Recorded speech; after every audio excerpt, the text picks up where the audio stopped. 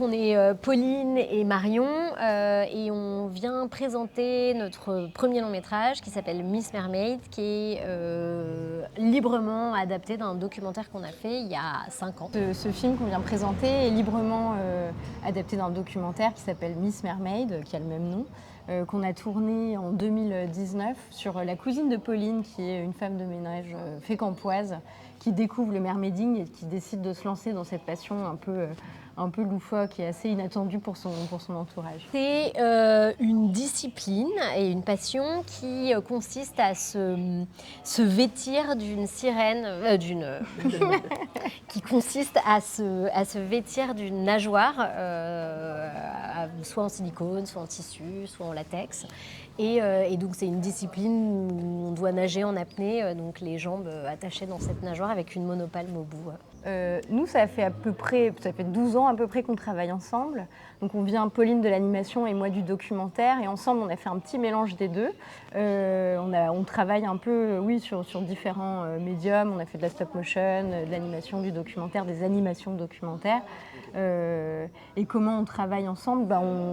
On travaille de façon assez collégiale. On travaille beaucoup en amont aussi pour ne pas se retrouver dans des discussions sur le vif devant les équipes. Donc c'est tout un travail de préparation. Après, Miss Mermaid, c'est un film qu'on a du coup initié à travers le documentaire, donc ça fait des années et on avait une vision quand même très commune sur ce film. On a coécrit, oui, ensemble avec une autre scénariste qui s'appelle Marie Hénard.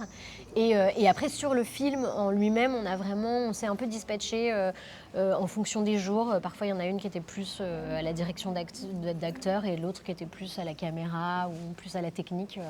Voilà. Mais globalement, on a fait les deux et on a surtout effectivement travaillé en amont pour vraiment réfléchir ensemble. On a tourné le documentaire et c'est après avoir fini le documentaire, l'avoir présenté, diffusé, qu'on s'est mis à écrire la fiction. C'est ça. Okay. Ouais.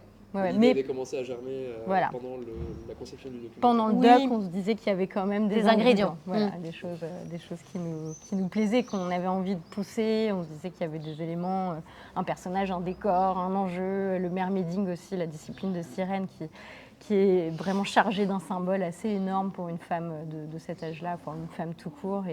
Et du coup, on a eu vraiment, pendant le doc, envie de s'emparer de ça et de le pousser en fiction, mais on a commencé à travailler après. Et la symbolique de la sirène aussi qui nous plaisait beaucoup, qu'on trouvait être un aspect très, très féministe et voilà, de la mythologie scandinave, de la mythologie grecque à le folklore scandinave.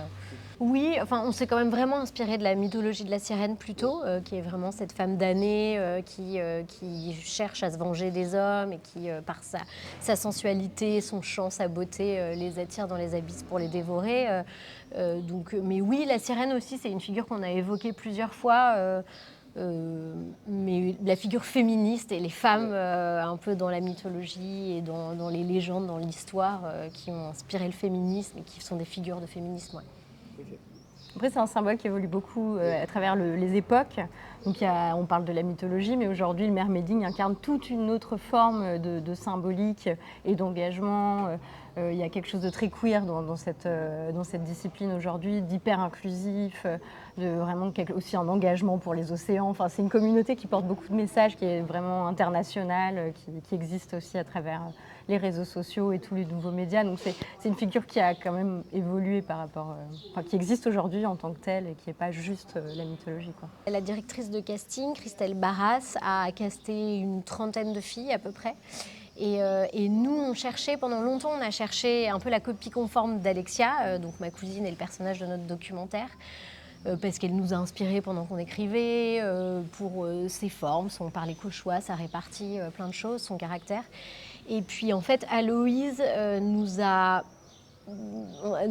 vraiment marqué par, justement, elle était très différente.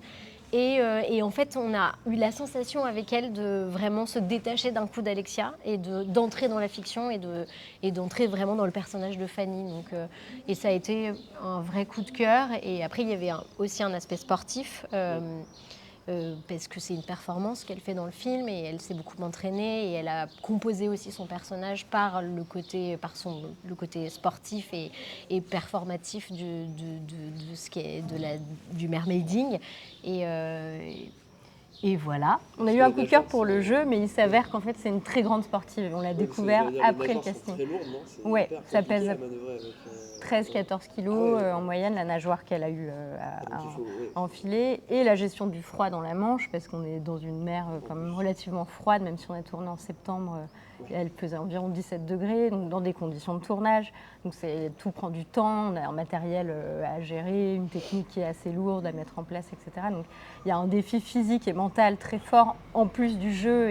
Et c'est un rôle principal qui est dans toutes les scènes. Il y a peut-être une scène où elle n'est pas là, mais sinon elle est de toutes les scènes. Donc elle nous a vraiment offert quelque chose d'énorme en termes de travail et d'engagement.